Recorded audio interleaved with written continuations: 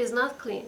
So some tenants already made a renovation, they changed their pipes, they get clear water, clean water, okay? They enjoy the water. Whoever didn't exchange his pipe have same rusty and dirty water and doesn't have it a big stream because it gets wasted through all the holes that have done there in the pipes throughout the years.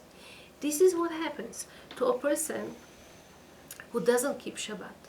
A person who doesn't keep Shabbat doesn't have a blessing in all whatever he does. So even though he'll get, let's say, a big salary, it will get wasted in all kind of nonsense and not necessarily important things. It will just get wasted. But people who keep the Shabbat, they have the bracha, they have a blessing in the money that they get. HaKadosh Baruch Hu, the Almighty, He wants to do good with us. It says we read it in Ashrei, Tov Hashem lechol korav. I don't see what I say. Tov Hashem lechol, Tov Hashem lakol v'lachamav al kol ma'asav. I'm sorry. Hashem is good to everyone and He wants to do good to everyone. And the question is, are we, as human beings, do we see all the goodness that Hashem gives on us? That's the question.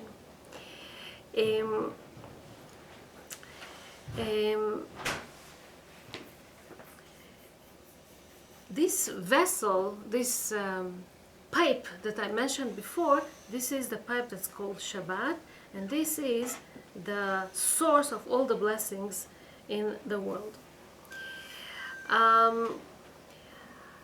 There was this rabbi that was a goldsmith. He lived in Tripoli, Syria, about 150 years ago. And in his town, they used to have a market every Monday and Thursday. There was another goldsmith in his town, Jewish one, that kept Shabbat also. But he felt that he doesn't have so much blessing like the rabbi. The rabbi would come, even though during the day he used to spend a lot of time, used to learn Torah, used to go to shul and spend time there, and a few hours a day he used to do his job with a goldsmith, right? He used to prepare certain jewelry, certain stuff, and then he would come to this market and sell his stuff, and people would buy it and pay him good money for it, and he would make his earning and go for another day.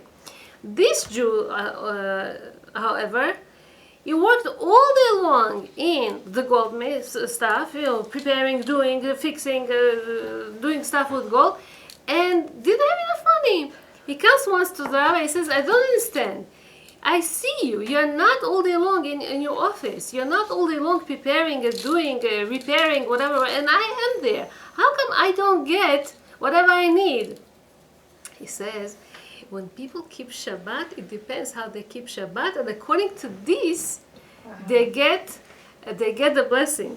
It says in Parashat Vayakhel, Shisha Yamim te'aseh melacha, 6 days the work of the person will be done. That's how it says. Okay? וביום השביעי יהיה לכם קודש להשם, שבת שבתון להשם, whatever it says. So he says it depends. If you accept, whenever you keep the Shabbat, you do it in the right way, the job will be done by itself during the week. It's not going to be so hard for you during the week. So this is when we're talking about accepting and being a vessel, and the next thing that I wanted to speak to you is lighting candles for Shabbat. So it says, well, why do we light candles for Shabbat? Peace? It's mitzvah. Mitzvah, yeah, okay. Why do we light candles for Shabbat? Correct, Havas. Right? Mm-hmm. It says, Ner Hashem Nishmat Adam. Chava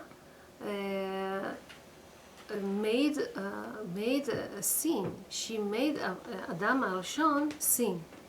He was supposed to live eternal life.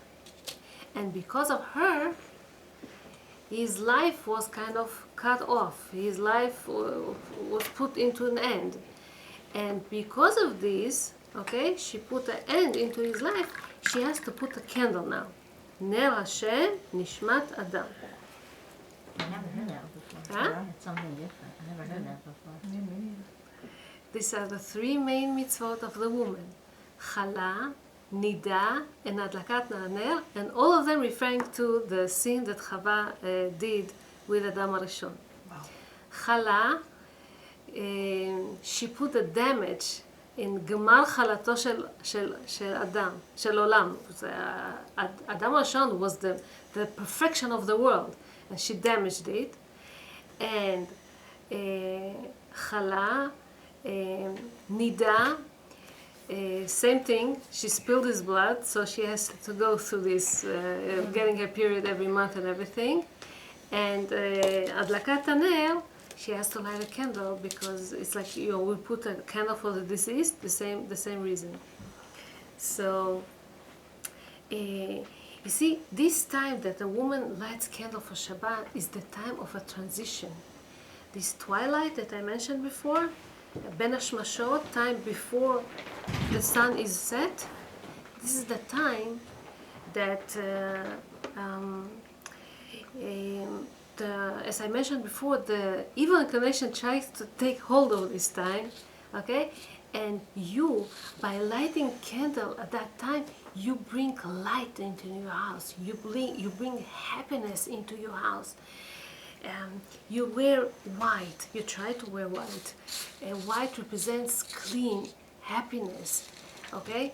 There's a lot of descriptions in the Zohar about when people don't do this, how the evil inclination gets control over them. They do wear black. They do get upset at that moment. It's kind of a mourning for them. Okay, I don't want to get into that because it's all Kabbalistic things. We're talking about the goodness, about the light of this. It says,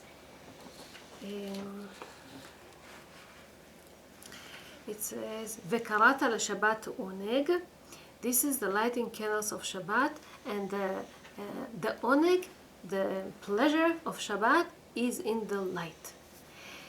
What happens in the light? When you light the candles, you decide what you want to see in there. You try to see only the good in you, in your husband, in your children, in every situation that you are in. You try to see the good. Why do we put the light with the good? The first thing in the Torah that we see, the letter, the verb to see, is Vayar Elokim et haor ki tov. We saw that the light is good. So light, if with the first place that we see that the light is good, okay, since then, it's your decision how you're going to look at things. And when you light the lights of Shabbat, you want to feel positive. You want to feel good. You want to feel happiness. And every candle that you light, it says, interesting, you want to get away from, sometimes people, they chain themselves, cable themselves with all kind of things that they want, with all kind of, you're angry at certain things. You're angry at your husband, you're angry at your children, you're angry at your mother-in-law, at your neighbor, at your sister, at your whoever. And all this thought capture in your mind, and you can dwell into them and get upset and get more depressed and get more. You don't let it happen. You want to feel happiness. You want to feel positive. And this is the Oneg Shabbat. It says that when Chava, she made the sin of, she ate from the Etz Hadat, she made her husband sin. This is when they put separation into the world. Perud, all these neshama was kind of split to millions pieces. And so when you light the candles, you put everything back together. You want to get connected to Hashem. You want this moment, Adam HaRishon, he found the secret of tshuva, of repentance. Because when Shabbat entered, he said, Tov leodot laHashem u'zamer shemcha elyon. It's good to thank Hashem for all the good that He gives us, that He made us. This is what we're supposed to think at that moment. And woman needs to light candles with happiness, and to pray that she's going to get righteous children that are going to enlighten the world, like these candles. Put a light in the house, put a light in her neshama, so that her children, B'ezrat Hashem, are going to enlighten the world. It says also that I don't see it where exactly it is now, so I'll get to this later.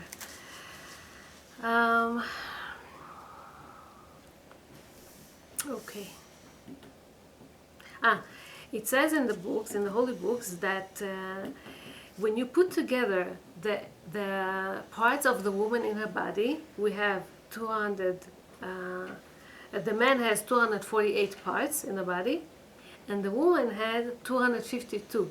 When you put it together, this number, it becomes twice ner, meaning 2 nerot of Shabbat. This is what the woman lights on Shabbat. Aaron HaKohen, he got this special mitzvah to light the menorah in the Holy Temple. Aaron HaKohen was the one that was doing a lot of shalom, a lot of peace between couples, right? That's what you mentioned before. I asked why we light candles. You mentioned the word shalom. Our job, okay, is to bring shalom into the house, and it's the woman's job. It says, Ish ve'isha shezachu, shchina benehem. In Hebrew, Ish is Aleph and Shin, and Isha is Aleph and Shin. Here you have Yud, here you have He. Hashem is with them, everything is nice. But how do you make a fire? Olden days. How people used to make a fire? You have to put together. Okay, man and woman, it doesn't go together.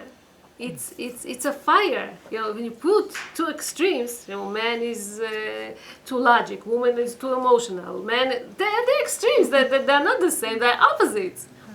But okay, but this is how they complete each other. This is beautiful. This is how it works. But basically, this is how woman needs to bring peace into the house when she lights the candles. Let's finish with a story of a woman. I didn't even get to Kabalat Shabbat. I wanted to teach you Kabalat Shabbat. I don't know, I guess next time.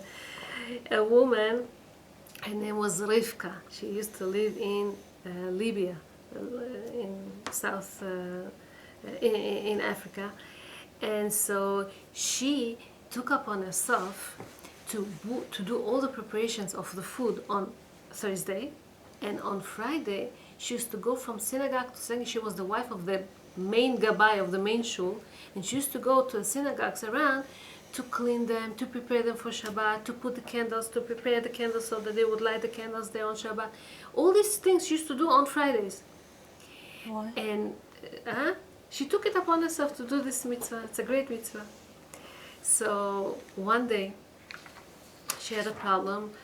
A nail got into her leg, and she suffered so much. It started to get infected, and she hardly walked. It was very, very painful. Friday came. What should she do? She felt she had to go to the synagogue because that's her job. If not her, who is going to do it? She's walking hardly. She's crying how it's very, very painful. She hardly cannot make it. And then somebody meets her. As a person that has a green, he has light in his face. It looked so spiritual. He meets her and he tells her, "What happened to you? Why are you crying?" She says, my foot, my leg is so much painful. I don't know what to do. He says, "So why aren't you resting? Why aren't you at home?" She said, "I took upon myself a mitzvah. I cannot leave it alone. I have to do it." He says, if that's the case, if that's so, you'll feel better, don't worry. And at that second, it got healed. She didn't have any pains anymore. So she's telling him, are you Hamalach Raphael? Are you the angel Raphael? And he tells her, and listen to this is a very big zchut. He says, no, I am Eliyahu Hanavi. Eliyahu Hanavi, if he comes disguised. He even doesn't say who he is. And this woman had a zchut that Eliyahu Hanavi came to her, helped her, and revealed himself to her. Told her, I'm Eliyahu Hanavi. Don't worry, everything will be okay. She came home, and so you see, when you prepare things before, when you prepare yourself for the Shabbat is like we said last time also, get ready for it, learn about this, get prepared a little bit, listen to shiurim about the parasha, ask your children, and when you get prepared, Be'ezrat Hashem, when you light candles for Shabbat, you're going to pray to have a healthy children, to have righteous children. Whatever you're going to ask, Hashem is going to fulfill your wishes. So, thank you so much. God bless you.